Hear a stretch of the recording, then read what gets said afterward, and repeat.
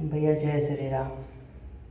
भैया हम अपने लाइफ का पहला ब्लॉग वीडियो बनावत थी यूट्यूब चैनल पर नया खुले ही। और रहल बात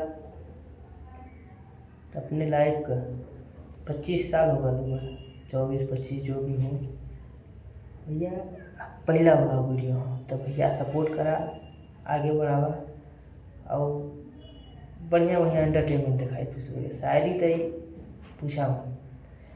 और हर बार भैया देखा बाहर में जिंदगी है कटा था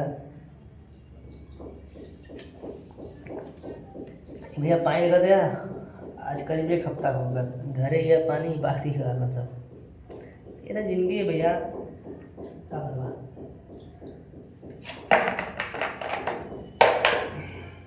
परदेसी लाइफ है भैया, जिया कोई कमैबा न त खैबा का, बहुत कहला कहावत।